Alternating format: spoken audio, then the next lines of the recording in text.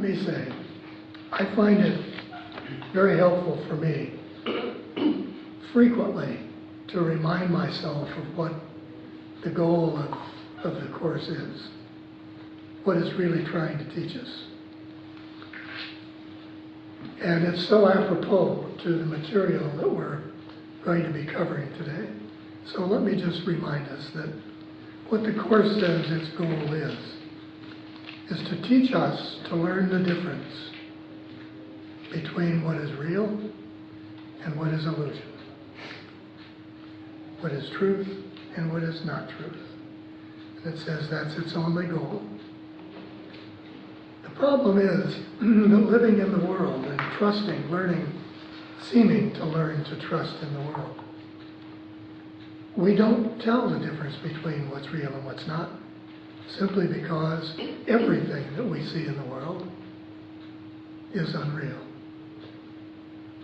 Not most of it, not 95%.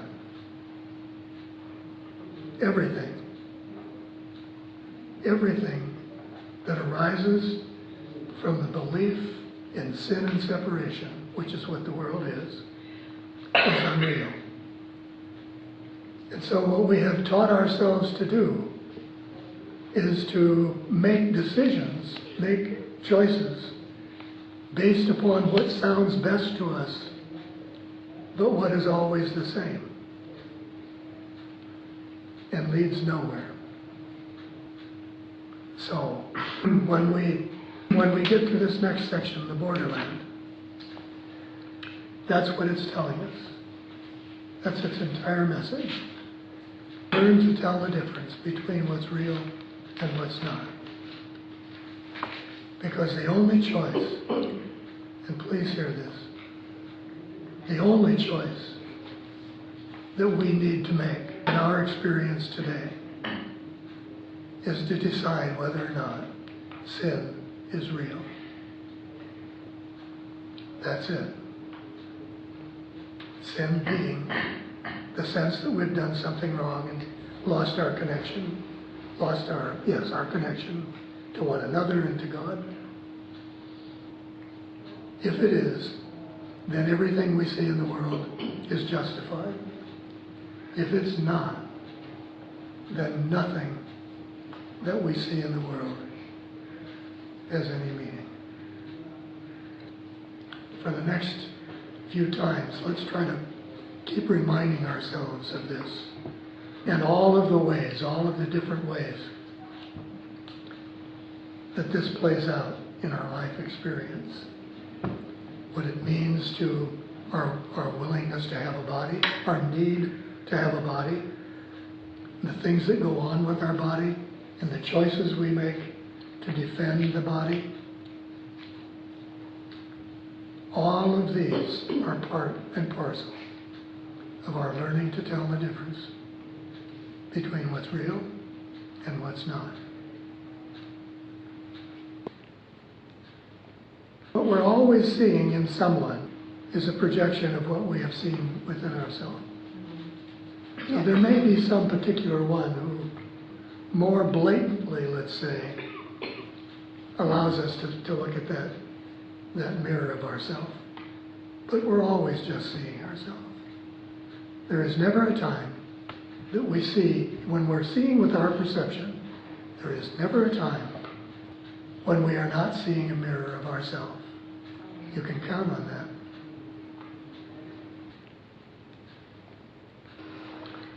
So when we look at the heading of the section that we finished about halfway last time, many forms, one correction. What does it mean? It means we can look around in the world and we can see an infinite number of ways. The world is a demonstration that everything is wrong. I mean, it must be, because everything that we see, even seeing it wrong, we see multiple ways that it should be wrong. That's the function of the split mind. And then it says, but there's only one correction. And what would that correction be? to realize there is no meaning there. No meaning at all. Let me give you an illustration that perhaps hits us most closely to home. When we're feeling fearful, or when we're feeling sick, what is the most natural thing for us to do? It is to want to fix that thing that's making us sick. It is an attempt to want to find what it would be that would mitigate our fear. That would seem to be the most logical thing to do, wouldn't it? The only thing following that procedure, the only thing that we do is validate the need to be sick. We validate the reality of fear. What does Brother tell us to do? He says if you begin with the premise of what is true. In other words, if you begin, let's say for instance, by recognizing that here is a holy child of God who feels as though it is possible to be sick. Then you stop and say, is it possible for the holy child of God to be sick? No, it's not. Not even possible. And yet I feel sick. So what's the solution? What is the healing? The healing is to take the truth and apply it. The truth is that it's impossible for you to be sick, but you believe that it is possible for you to be sick. Therefore, what needs to be corrected? The belief. The belief. That simple? The belief that needs to be corrected. So we're not looking into the world. We're not looking at the different forms, let's say. We're looking at the one correction, which is the belief. It is the belief that we are living in a world that has no meaning. Do you see how immediately your mind begins to go to the different facets of why there needs to be some reality to what you're experiencing, to what the world is? You know why that is? Because we are identified with the body and with the world. And that's our only frame of reference for the ego's identification of who we are. It's all tied up in that. So now you're sitting here and hearing me say, but wait a minute, the world isn't real. Way back in your mind, the resistance begins to come up and say, if the world is not real, then neither am I.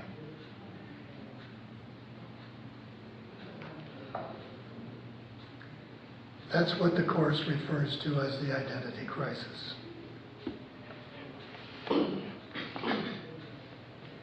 So, if we can recognize this, if we can clearly see that this is how we and the Course is identifying the problem, so to speak, now we can become more attuned to how what the Course is teaching us can be used to correct the problem. So each time we read something in the next, especially in the next couple of sections, let's remind ourselves, this is what we are being taught. We are being taught that there is an entirely different way for us to see. An entirely different way for us to see. If the world is taking place in our mind, if our self-identification is taking place in our mind, then what needs to change? The way we see. Our belief is what needs to change. So we're not trying to change anything out here.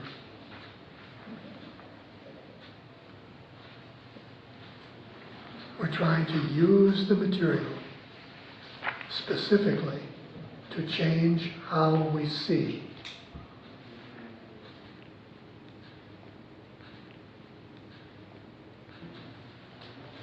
This was at an Easter time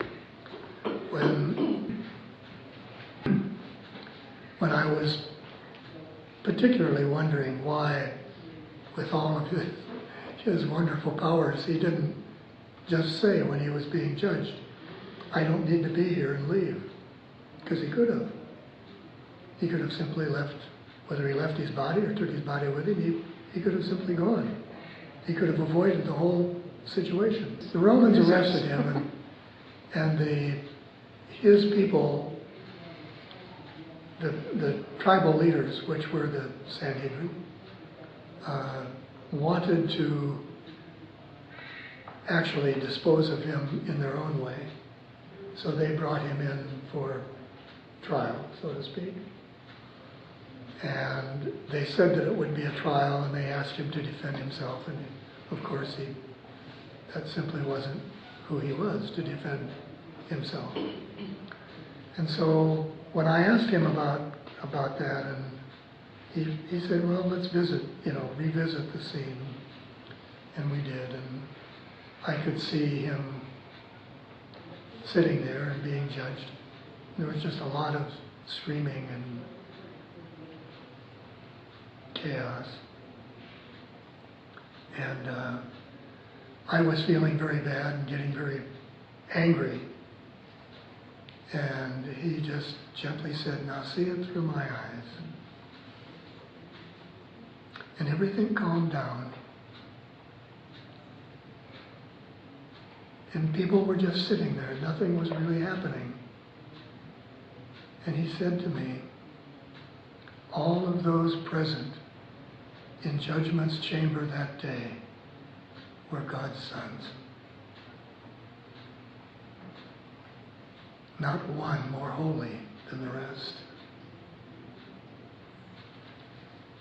And with those few words, everything changed. For me, everything changed.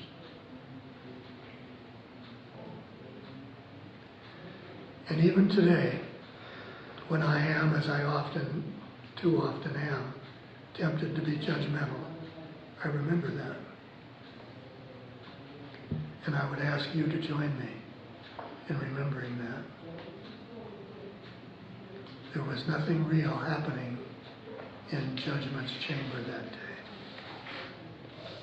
But if I could see God's Son there, I stepped beyond the reality of the world. And isn't this what we all need to do if we're ever to enter into forgiveness and judgment, or lack of judgment? How can you meaningfully not judge something that you inwardly think is wrong? You can't. You can't, but you can. You can change places in your mind. You can go to a different awareness within your own mind. That's what makes our mind seem split. The awareness of the God presence is in you now. It has never left. We've just gotten accustomed to using what we call the ego part. We practice using the ego part because of our belief. And every time we do, we strengthen that belief. But that doesn't mean that right now, each of us does not possess the God awareness, and that we cannot call upon it, use it, in place of using the ego mind.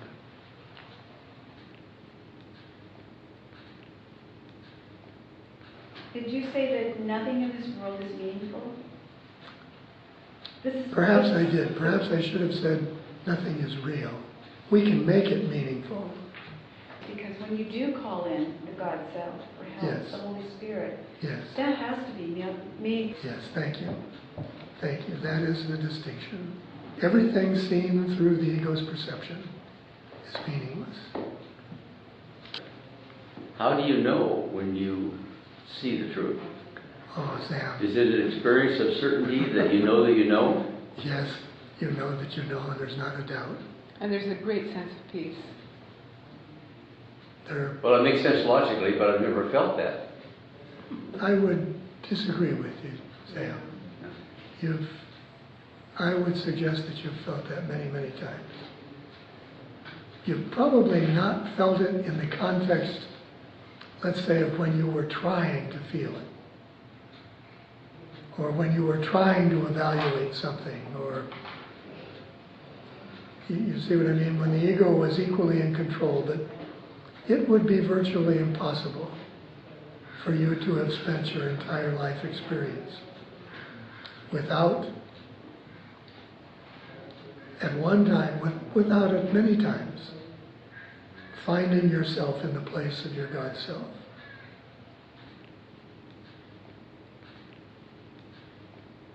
And you understand one thing to begin with. There isn't any prescribed procedure to follow. The God self, the Holy Spirit, wants to work with you in the way that is easiest for you to accept.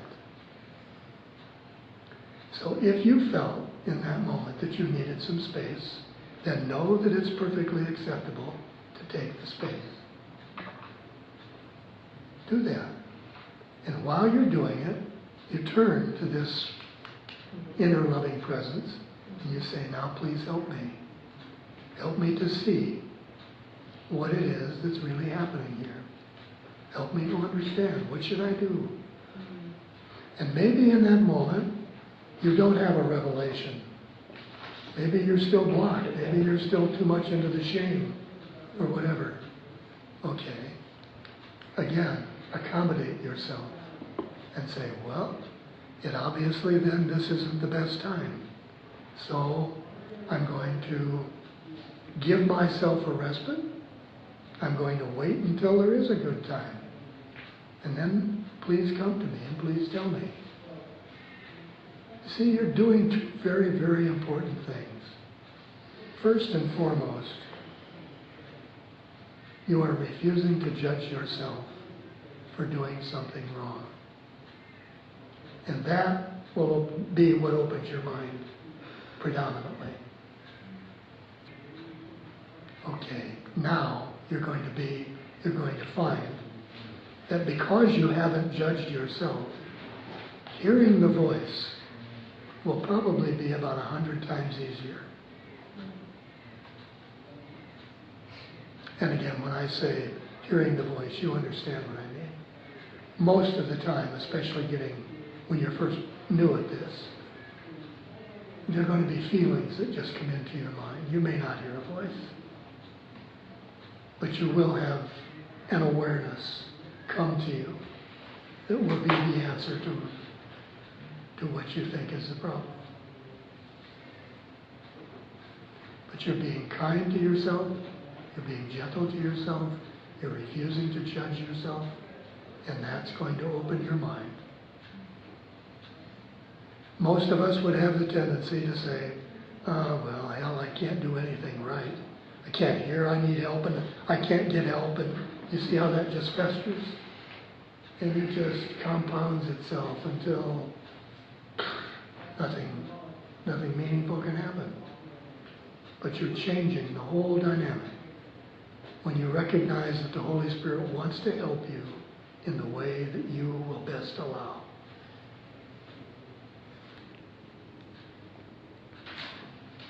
Well, when it says correction for all my problems, if I understand the Course correctly, it just says I only have one problem. When that one is solved, the rest of them go away. And that problem, Brian, is Yeah, it's the belief in separation.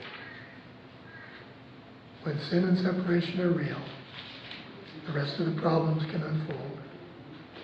If sin and separation are not real, what's happened to the problems? What happens to the problem of being sick if there's no purpose served in your being sick? And what is the cause of sickness? It is the form that guilt takes. I just read about that in Wapnick's workbook. It said if you're sick, you've made the decision to push God's love away. The separation, the essence of why we feel the need to be separate. Why would we ever push away the love of God? Well, we do it because we don't characterize it as the love of God. We characterize it as God's judgment, because it's our judgment that we're suffering the effects of. We can't see that it's love. That's a very interesting point, isn't it? Think about how that you would apply that in your daily life. Have you ever asked yourself or said to yourself, what I want more than anything is to experience the love and the peace of God, and then wondered why you weren't?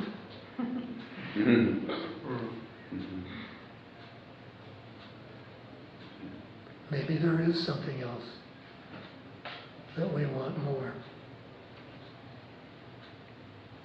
And yet,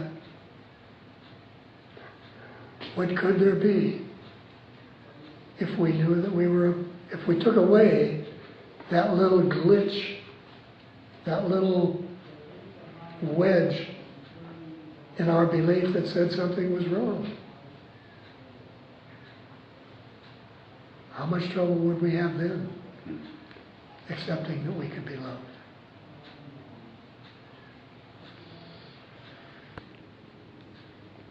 Nothing the Son of God believes can be destroyed. In other words, when we say to God or the God self, take this terrible thought away from me, what are we really saying? My belief is real. What if we said, show me what is true. Just show me what is true.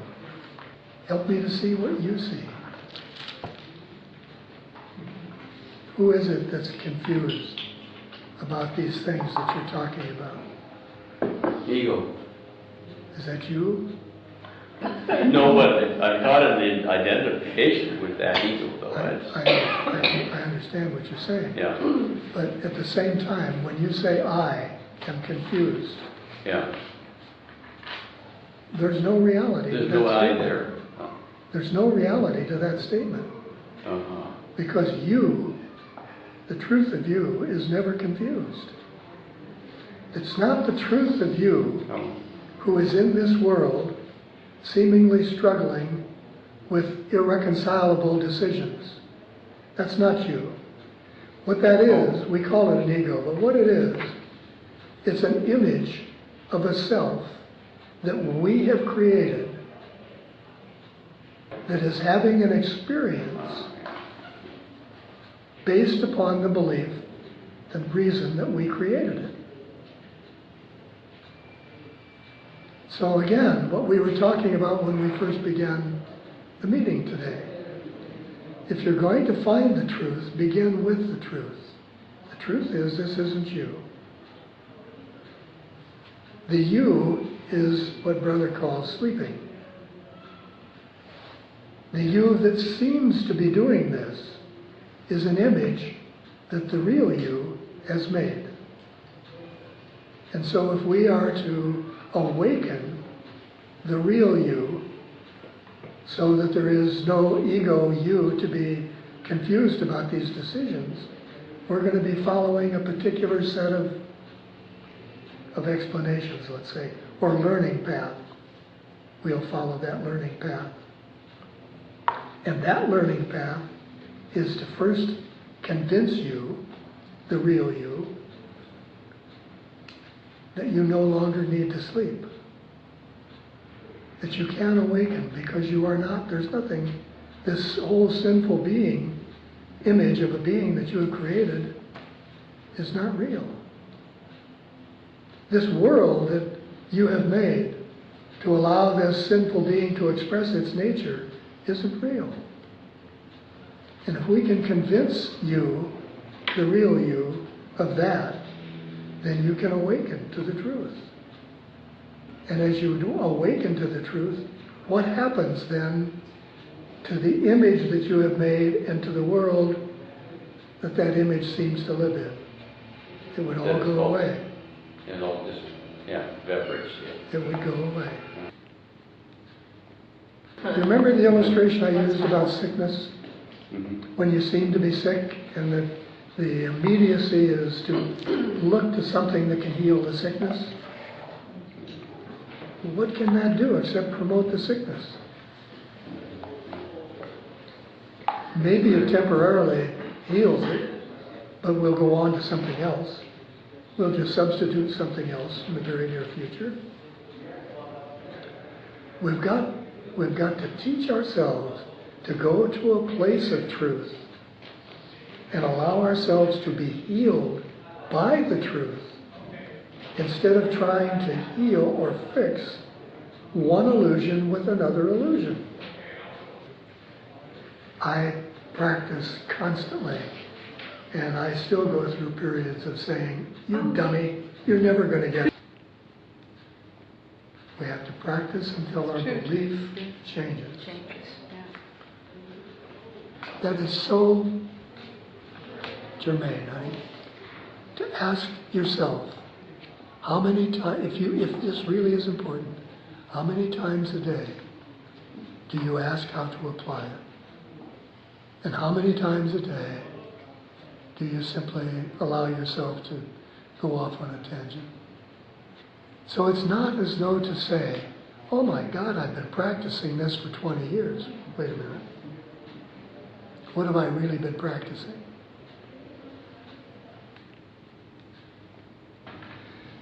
You've heard me say probably 100 times that the world is a state of mind. What does that really mean, that the world is a state of mind? How far can we take that statement? You see, where it goes, ultimately, is that nothing except mind exists. There are no cosmos. There are no planets, and there is no world. And there are no forms in the world. Outside the images that we make in our mind.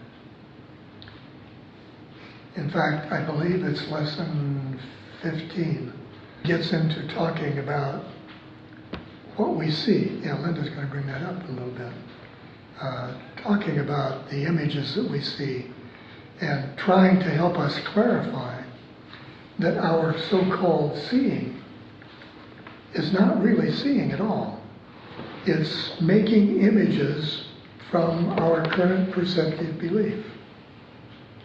So we just take our belief, and from that belief, different images arise that illustrate that belief, and those images then are projected outside into the world. That becomes the beginning of dualism.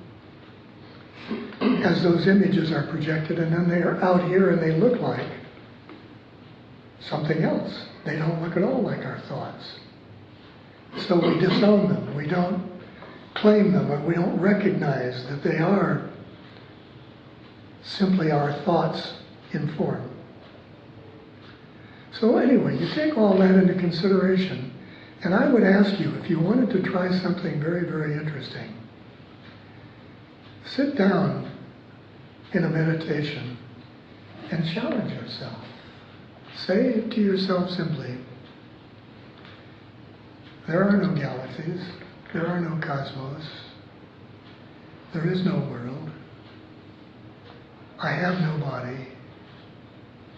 Beyond the images that arise from my perception, there is only mind that exists. That's it. Only mind exists. Challenge yourself. See what comes up for you when you face the kind of thinking that really illustrates what non-duality is all about. See, the moment you get into form, the moment something seems to exist in form, that thing, that form of necessity seems to be outside you. It's not in your mind. You don't think it's in your mind, let's put it that way. It seems to be out here in this solid form, and suddenly there is a world. Now there is duality. There is me and there is the world. I think the most underrated part of our understanding the Course is that it begins by telling us what's true. It gives us an overview. It says nothing real can be threatened, nothing unreal exists. And then it begins with the first lesson in the first page of the first chapter by talking to us about our belief as it exists now. Not trying to take us past to a place that we can't relate to, but telling us, based upon how you see the world now, this is the way you can go about seeing it differently. And then as we get toward the end of the book, it does the second miraculous thing. It presumes that we have already done the work that it has suggested that we do. And so it tells us what it's going to be like once that is done. It reminds us what it's all about. Could you talk a little more about how to set that exercise up that you're challenging us with? I would just sit down, perhaps read myself a statement that you can write out, however it has meaning for you, and the statement would be, the world is a state of mind. There are no galaxies, there is no world. Nothing exists but mind. Nothing exists but mind. Outside of the images that I see, the world does not exist.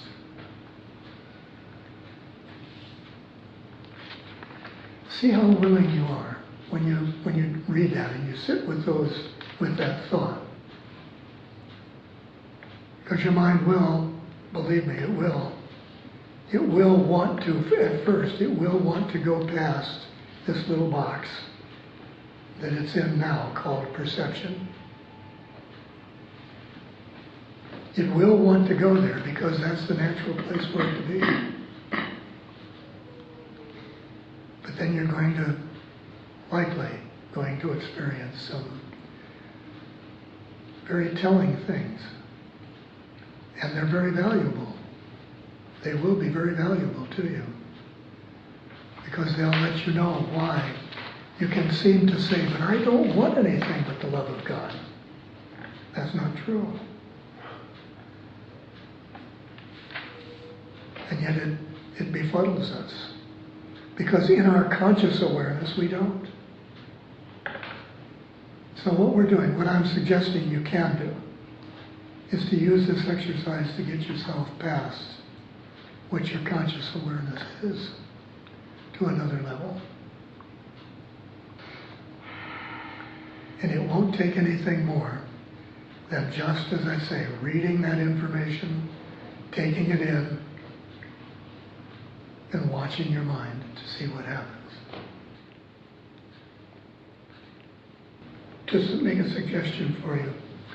One of the reasons that it seems so hard for us to see when we're making this transition, and why when we're expecting for there to be a dramatic change in our world, and we don't see that dramatic change happening, it's because we've been making it step by step by step. as our mind changes, as our mind becomes more loving, as our mind becomes more forgiving, things out here automatically change with it. So we're not aware of any dramatic big plan, but it has already changed.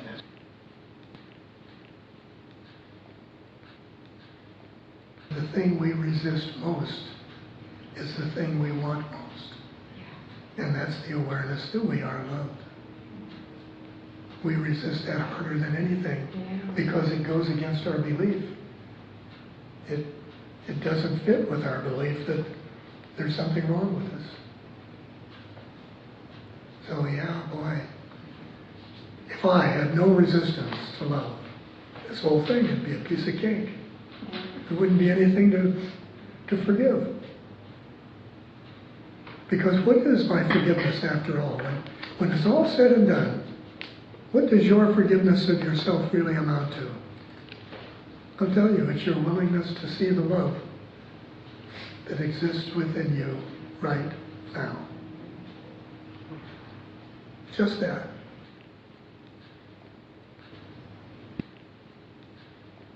Ego's world, we function purely until we learn better. That's the purpose of the course, incidentally, but until we learn. We function entirely on a thing called perceptive awareness. And perceptive awareness has one purpose and one function only. And that is to reflect back to you what you already believe is true. Okay? So nobody is doing something to somebody else. What we are experiencing for the kids who are coming in now as opposed to 15 or 20 years ago, what we're experiencing is a change in consciousness. And that change is being reflected in everyone who lives. We are that consciousness. We're not. We think we are.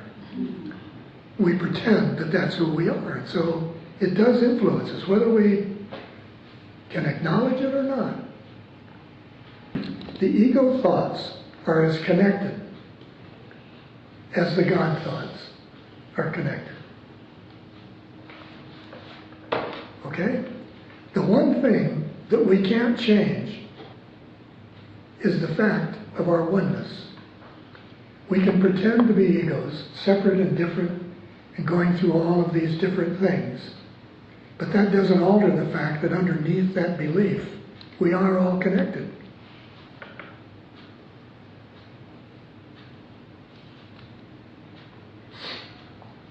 So how does the child develop its belief systems? How do they adopt it? How do they develop? They're part of the consciousness, Roger. Yeah, how would they avoid it? Does that mean it's given to them? It's in them because the consciousness is in them. Consciousness is what we are. We call it mind. But conscious awareness is what we are. I look at everything that's now happening in the world, particularly the advent of all of the electronic explosion of awareness. And where is that going to come from? What do we see in the world? We see in the world a projection of our thoughts inside. That's what we're just talking about here. So yes, we've got everything you see out here is a mirror for what's already seen in here. So as the consciousness begins to come closer and closer to accepting the nature of its oneness, there will appear to be those things in our world that illustrate that oneness is true. And now, look at all of the gadgets and gizmos we have. And what do? They take away all of those subterfuges of being separate, of being isolated, of being alone. Even though they support mostly the ego's focus? They may seem to. You just have to look deeper to see what's really going on, that's all. Sure, it's happening fast. Well, I would really like to see it happen even a lot faster myself. I'd like to see them be flipping more lovingly in our physical human world. Well, we will. We'll see it more as we're more willing to accept it for ourselves. Well, this lesson 15, the thoughts we think appear as images. So if the loving thoughts we think will have to appear as images as well as the opposite. Yes. So we are responsible for the world we see, and it comes back to that. All of our loving thoughts are saved. What does that mean? That means simply that those thoughts which are in alignment with what is real and true, they're not going anywhere. They're not going to disappear with the ego. They're going to remain because they are true and they are a part of our consciousness. They're already a part of our consciousness. And those thoughts, that awareness, is changing the consciousness. There is nothing but mind.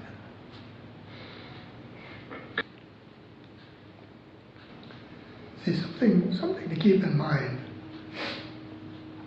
as a generalization. Everything that we see in the ego's perception had its root in the truth of our knowing. It's just that we used it for a different function, a different purpose. We used it to serve in our perception, we use it to serve the purpose of proving our separateness as opposed to using it to serve the purpose of our oneness. For instance, the most natural thing in the world we do is to extend a loving thought. You can't contain a loving thought within your mind. You can't. Every loving thought,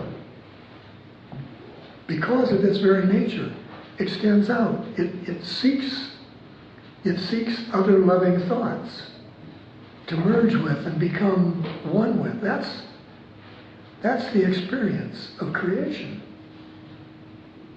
Okay?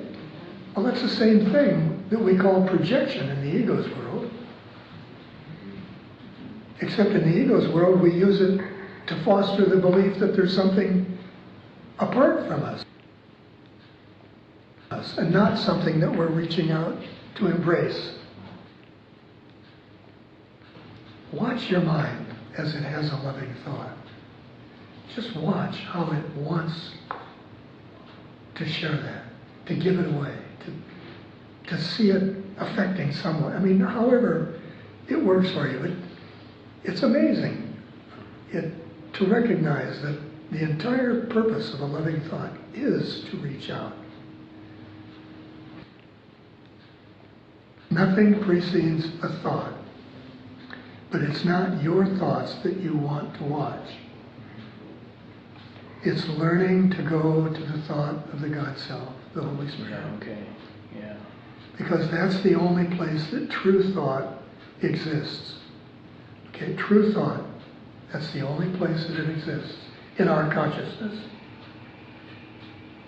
Why do you think in lesson 15 he says, you think this thought? What does he really mean? What does he mean? Oh, you think. Because all of these thoughts, these ego thoughts, as we said before, are floating around in the consciousness. And we will latch on to one that seems to fit and say, oh, here's my thought. And then it's as though I think I'm thinking that thought. But that thought just happened to be running through the ego consciousness. And there it was. Convenient. If you are in the moment, so to speak, with the God Self right now, and you are receiving what you are receiving, the first thing you will receive is the feeling. And you will translate that into a thought. And the only reason for that is because the nature of our mind, where we are most likely or most used to communicating, is very, what's the word I want? Very abstract.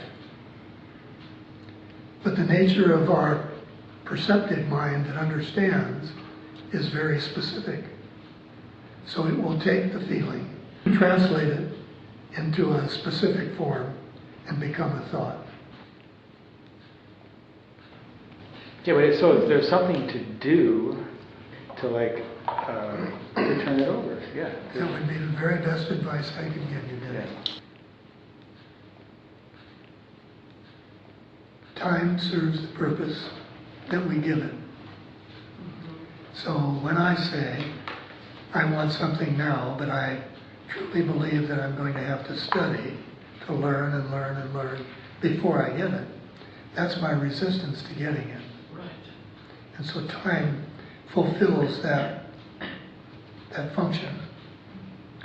If you were to say, that's the purpose of a miracle, incidentally, when you say, I will accept this now, then you can, because what you're trying to accept is already in your mind. It's already there. So if you're willing to let it in now rather than next month, it will be there now. So what the Course says about time is if it doesn't exist in your story, it exists to accommodate the purpose that you give it.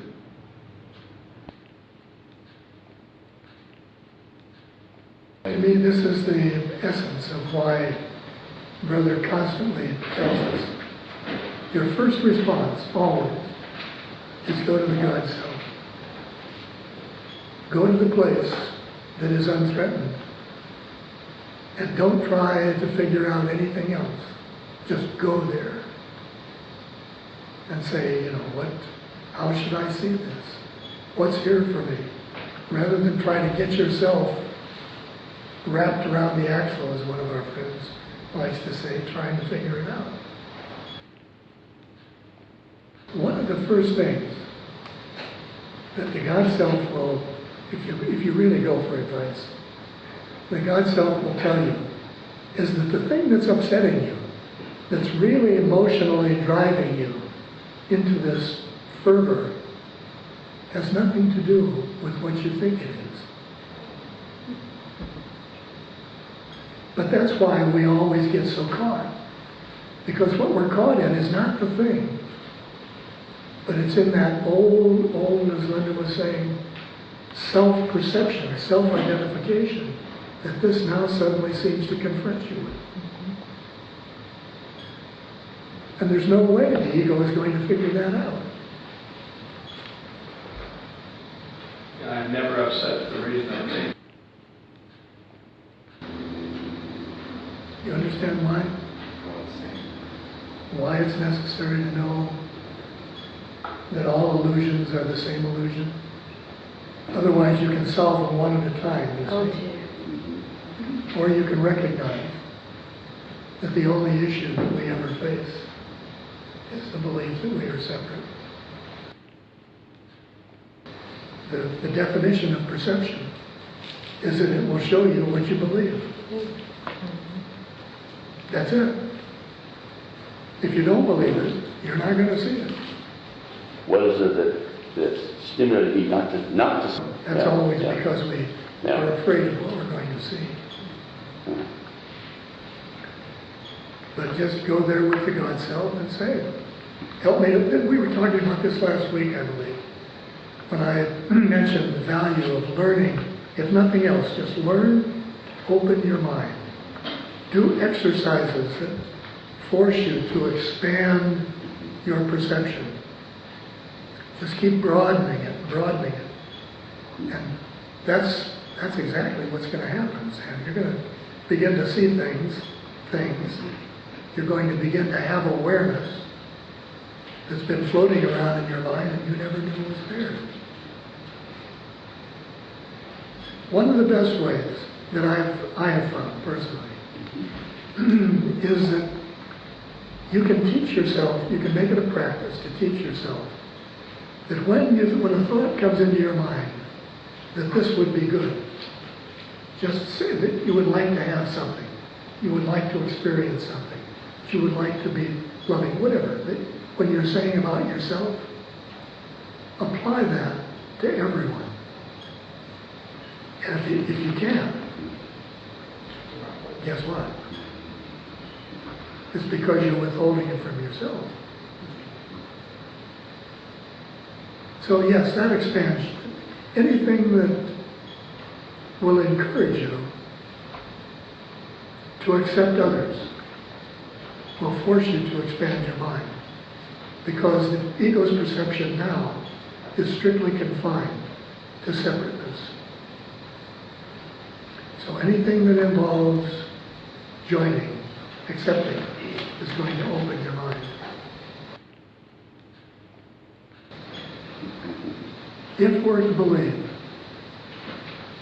that everything is wrapped up in our belief in being separate, how far is it from oneness to separateness? Well, the only way I have to measure it is in my willingness to accept myself.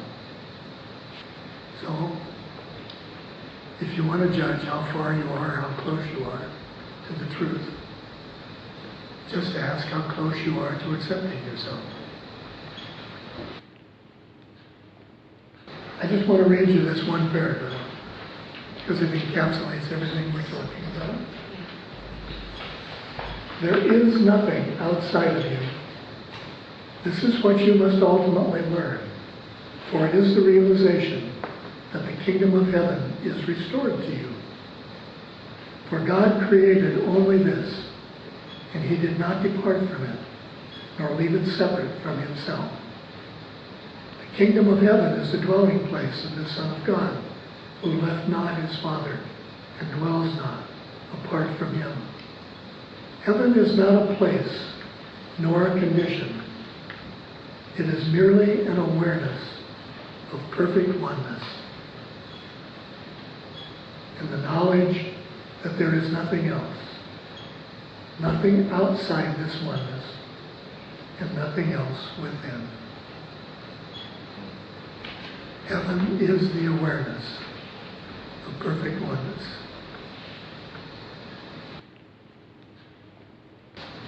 That perception, the only thing perception sees,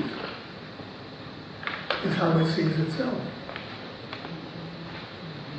The world, everything in the world, becomes a mirror for how you see yourself. Whether it's God or whether it's someone else. Everything is a mirror of how you see yourself. I wonder if atheists think they don't exist. I once asked Brother about people who said or professed to be an atheist. And what he said to me, I can't remember exactly, but what he said to me was something like, it is not God they're denying. It is their self, the reality of their self, that they must deny. And that then becomes the projection, or the projection of that becomes the feeling that there is no God. That you totally discount yourself. But there again, that's just another way to say what we've been saying. Perception will always see everything as a mirror of how it sees itself. When I see someone who is guilty, taken in the context that we've just been talking about, it means that I am projecting my guilty self out there. So who's going to suffer, him or me? Could be both, you and him. Well, that's part B. If he accepts what you say, then it will affect him. How can we apply this to Assad in Syria, the president of Syria, that seems to be a focus of much judgment? Well, this is an interesting question. How would you, Yeah. what's the first thing you would do to try to answer that? Help me to see this differently. Thanks, Brian. Exactly that. And what would your guidance tell you would be necessary to see it differently? See him as myself. And then, to see what? To see a call for love. Oh, yeah. So you are not seeing the images of attack. You are telling yourself there is another way to see. Now, what makes all of that palatable?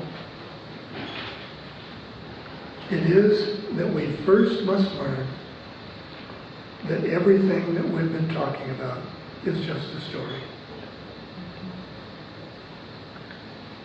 The kids who have been gassed and who are lying there dead, what are we seeing? What are we seeing? The answer, the only truthful answer, is if you see the way I just described it, you are seeing nothing.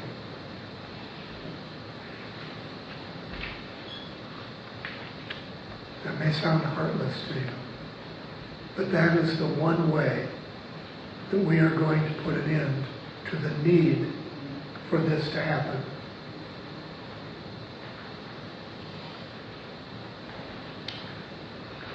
It is not to condemn him as a perpetrator or to make a victim of those who have seemed to suffer. That changes nothing. That perpetuates everything. It changes nothing.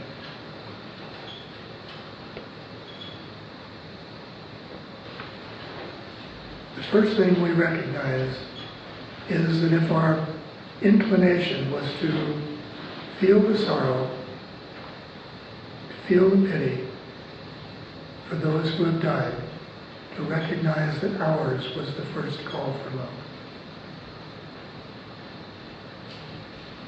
Ours was the first vision that needed to be changed.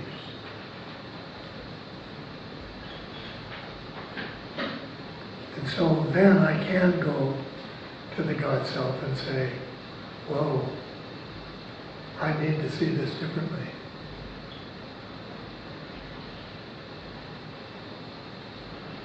We saw an interesting movie last Sunday. It was called The Butler. The Butler. Thank you, honey. The Butler. It was about a black man who had been serving as a butler in the White House for 35 years or so, 40, I guess. And chronicling his history, he went through the history of the civil rights movement in our country. It was pretty graphic. It really challenged our perception to look at what we were watching as our own nation go through this upheaval, and to see all of the images of fear, of hatred, and not to get sucked in, not to feel the terror that was present during that time.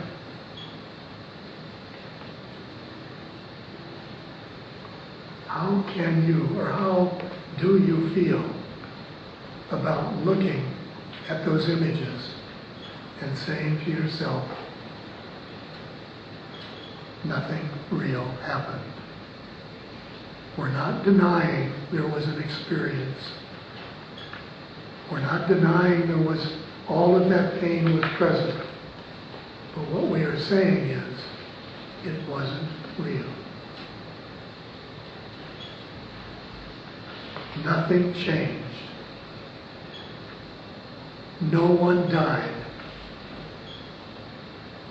Bodies fell away. No one died. I think it's germane when we make the statement that I would like to see this different. To realize that the I has got to be the elevation of consciousness. To see it differently, I've got to elevate my level of consciousness. Oh, that's beautiful, Roger, yes. That's why we have to go to the God Self to see it. Proper use of denial. Proper use of denial. Yes.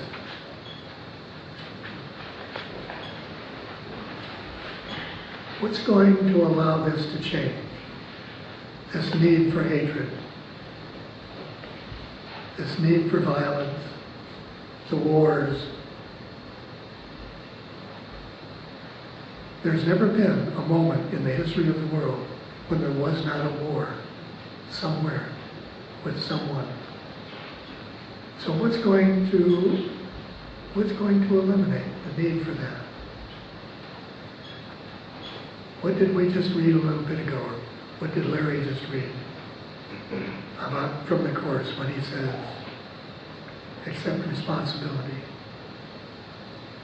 Just say, this is me. This is my perception.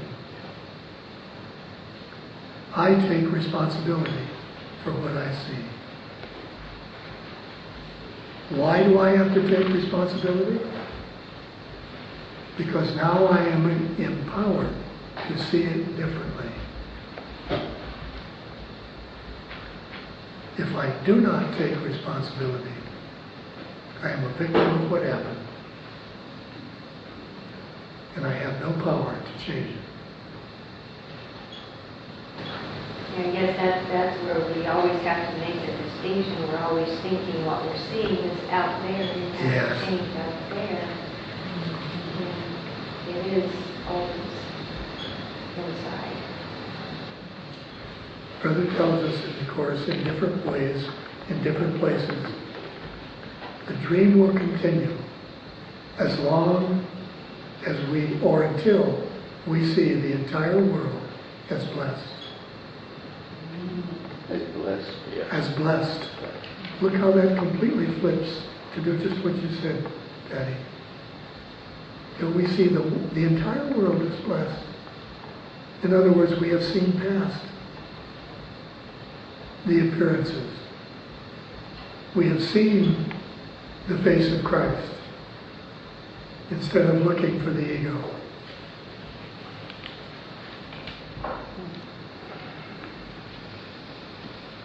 And I will say to you again, we always find what we're looking for. Always. That is the nature of perception.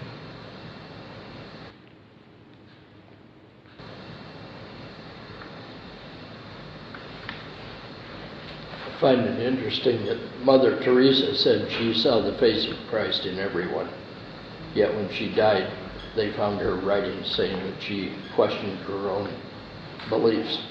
That's typical of everyone. Jesus went through that when he was here. He went through the flip-flopping of emotions. Why? The ego, that's the nature of the ego's perception. It is dualistic by its very description. It is dualistic. It sees two sides. And so there's always good and bad and up and down. It was when he said, when he recognized that he wasn't seeing only the love of God in the world, when he so fervently believed that God was only love, but he kept seeing fear and hatred and persecution, not just the love of God. So he was saying, what is this business? Is the love of God real? And he decided to sit until he resolved that conundrum in his mind. And so he said, this is the story about the 40 days and 40 nights. And I don't know how long he sat. But there did come a moment when the voice for God was able to reach him. And it said to him, you were not wrong. God is only love. but you have been looking for Him in the wrong place. Don't look for God in the world, because God didn't make the world. Look for God within your mind, because you are the holy creation of what He is.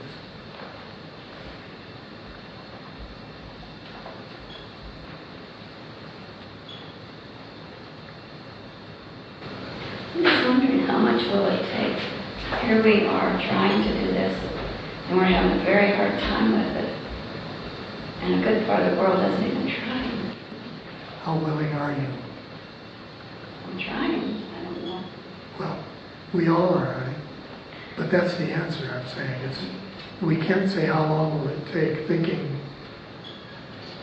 in terms of how long it takes the world. We can only think of that in terms of how long does it take me.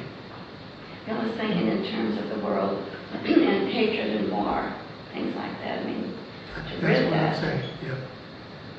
When I no longer need to judge you, the world will not be at war. For you? No, please. Let's do this again. How many are there of us? One. Do you see? There is only one. This is not, in my belief, it is not a hypothetical thing. If it is true that we are all one,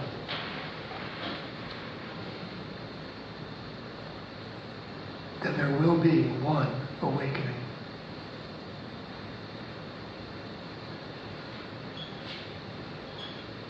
Don't try to figure it out.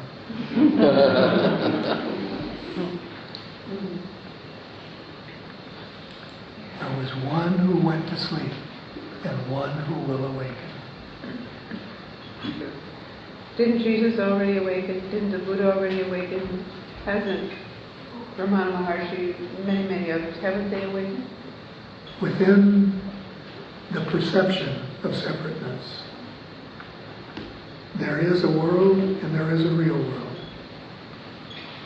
There is a world that is totally dedicated to fear, to separateness, to sin, the ideas, the concepts of sin.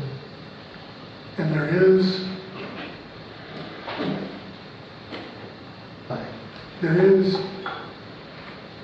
an enlightened world that is the mirror for an enlightened mind. And that is a mind that is in the realm or on the scale of separateness. That is the mind who has recognized the one mind, but has not yet become a part of it. Hard words to try to describe something for which we don't have words. Anyway, it allows us to be in an experience of oneness without being in it all the way. How do you describe that? The difference, the distinction between a real world, which is a world where the reality of sin does not exist, and a world where the unreality of sin does not exist. That's the distinction between the two. So when you say, where does someone like a Ramana Maharshi or a Jesus, where are they? They are in that enlightened state of mind. Now, there's one other very important distinction for us to bring into our awareness, to try to make some semblance of understanding, or bring some semblance of understanding. And that is in the very beginning of the Course, when Jesus tells us, this is going to be a journey without distance, from a place you've never left.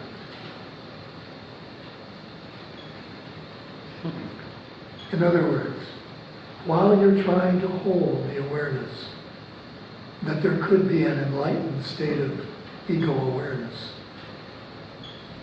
recognize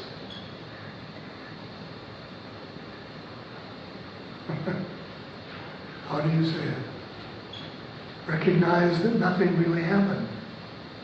Recognize in that enlightened state of awareness, it's already done. The awakening has occurred because there was only an instant that we ever went to sleep. It was only an instant that we have kept repeating over and over and over again.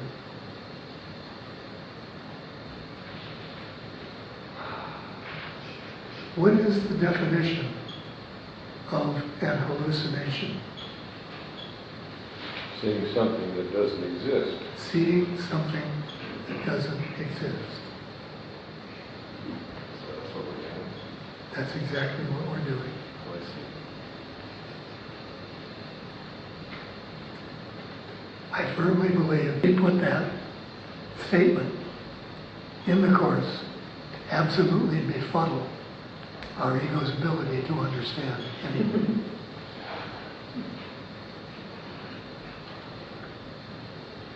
You can also die, that'd do the trick, right? But recognize that you can't die. Yeah.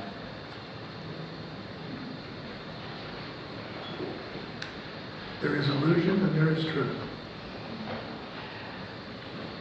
Period.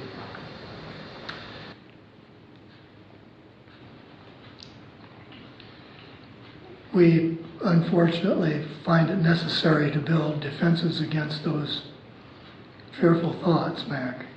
So during the day, our defenses are up. At night, they're not. So at night we have the bad dreams, and in the morning we wake up, and until we get our defenses in place, Yeah.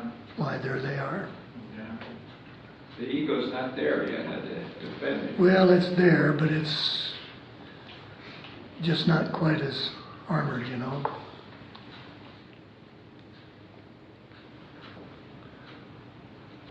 What the Course says specifically is that its purpose is to teach us to tell the difference between what's real and what's not real. Then all of the other principles that we're trying to learn and accept will make more sense. To tell the difference between what's real and what's not real. So, is getting old real? No, it's not. Is being out of a state of love real? No, it's not. Do you now begin to get a feeling for what I'm trying to tell you? If you begin from the perspective of, well, let's see now, maybe if I'm upset about this, and incidentally, the Course, this is why the Course teaches us that we're never upset for the reason we think. Because we're always trying to put it in the context of the ego's interpretations. But if we began, as you were just saying, when I feel that upset, I ask myself, what is it that's real here? I seem to be upset about dying. Can I die? Is that real? No, it's not. You can't die. So, well, what then am I really upset about? You see, it shifts your whole thinking. And it shifts it to a perspective that you can deal with. Believe it or not, it will. It will always shift it to a perspective that you can deal with. Because that's the whole purpose of what we're trying to do here. So always begin there. What is the truth of what I am upset about? Now, if we're not, and if we can't die, let's say, and we're not really upset about dying, then what is it that we could possibly be upset about? Well, the first thing that comes to our mind is that we're probably upset about letting go of the body. Because the body would seem to be how we relate to the people we love, to the world that we love, to all of the stuff that we contend with. The body would seem to be it, okay? So let's ask ourselves another question then about what's real. Is the body real? No, as a matter of fact, it isn't, because it's not eternal. It comes and it goes, so it's can't really say that the body is real. Can the body have feelings and the body think? No. The body can't think. So then, why am I upset at the prospect of losing the body? Because it doesn't seem to be able to do anything for me. Well, then that's not really the reason I'm upset either. So do you see what I'm saying? You can begin to track what it is until you finally get to the point where you discover that what you're really upset about is the belief that you aren't loved. The belief that there's something wrong with you that keeps you from being perfectly loved by God. Now, how can you deal with that? How do we deal with the idea that we are not loved? Well, Brother teaches us that everything we see in the world is a projection of how we see ourselves. Everything. So he says, when you believe or have the fear that you are unlovable, then find someone, ask someone to be brought to you who feels as you feel. And that's not going to be difficult because we all fall into that category. So ask someone to be brought to you. And then ask the God Self, the Holy Spirit, how to teach them through you that they are loved.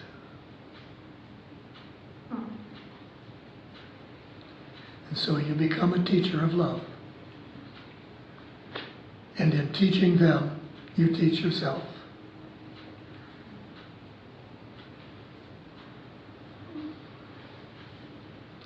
That's the process that we go through. That's the process of literally learning how we deal with what we think is wrong with us. We always begin by recognizing what's real and what's true about what seems to upset us. And then just keep following that back and back and back until we get to that place.